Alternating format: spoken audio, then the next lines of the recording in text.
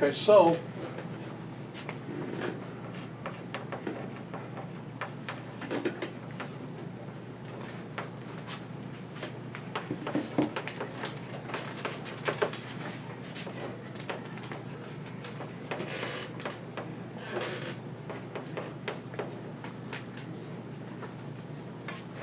okay, you get 1 plus 10 times 1 plus 0.10 times 12, right?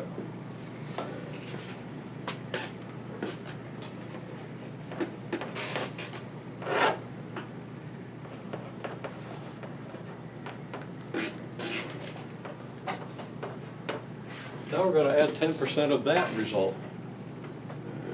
Okay?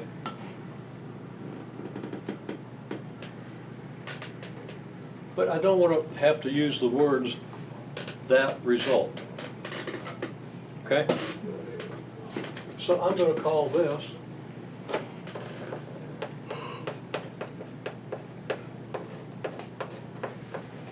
f of 12. Now that is function notation, but I give you a big note here that tells you you don't have to know function notation. You can just say that's the name of this thing. I don't know why you use an F in a parentheses, but I understand that that refers to this expression, right? Well, okay. So let's add 10% of f of 12 to f of 12. 45, 22. Probably. No, it wouldn't be that big. That would be, no, wait. It'd be 1.21 times 12, which would be 2.4, 1.21. 14.52, I think. Anyhow, I don't care about the number. I don't want to even talk about the number. It's going to be a number that you can easily evaluate, okay? And you'll easily, in a minute, be able to figure out what you would get if you do this 100 times.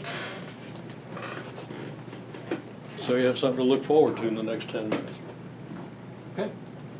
So, what do we have? We're adding 10% of f of 12 to f of 12. How do we add 10% of something to itself? We multiply it by 1.10. Right? We established that over here. We established that whatever the rate is, r, the percent, we divide that by 100 and add that to 1 and multiply that by whatever it is we're trying to add it to, right? So, we get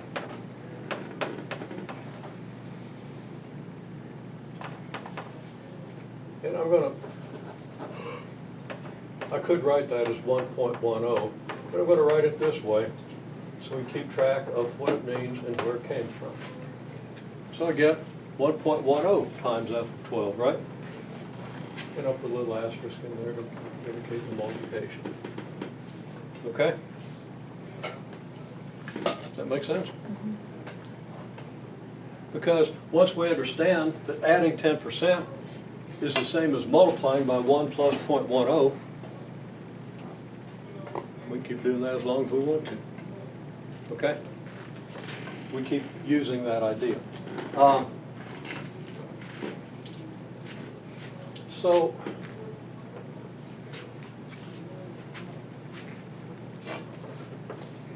what am I going to call this?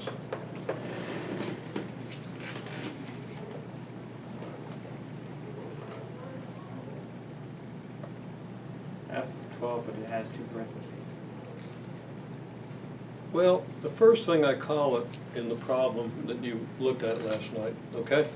Anybody remember what the first thing I call it is? I was actually got stuck on that one. It's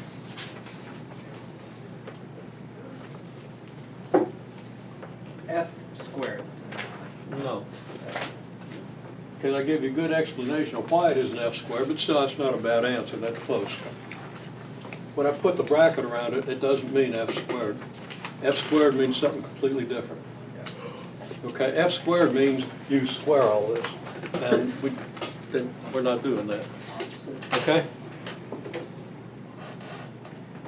So that's what we call f bracket 2 of 12, okay?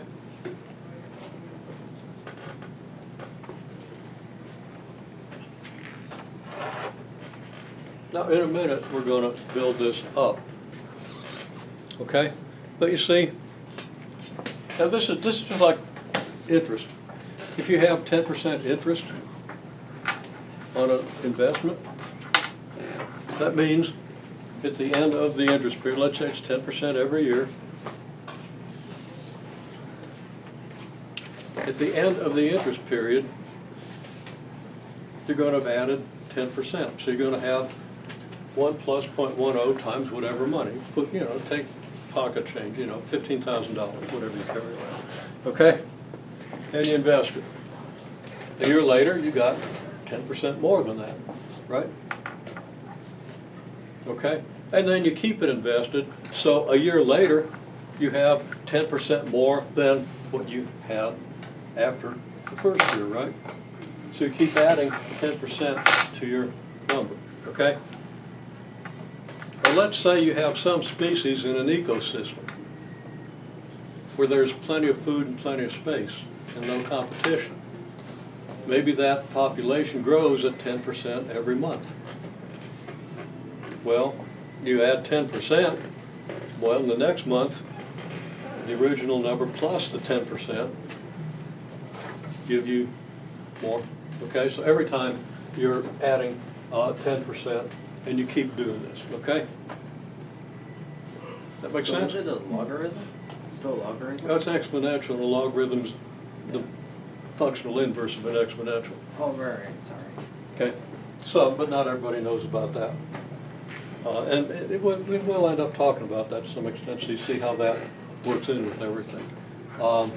If you want to know how many years it takes to get up to a certain population, you get an exponential equation, you solve it using logarithms. Okay, well, half of you are going to sleep. It's been an hour since you got back for lunch, and everybody ate 2 or 3 whole pizzas. So we're going to take a break till about 1:30. Let you wake up a little bit.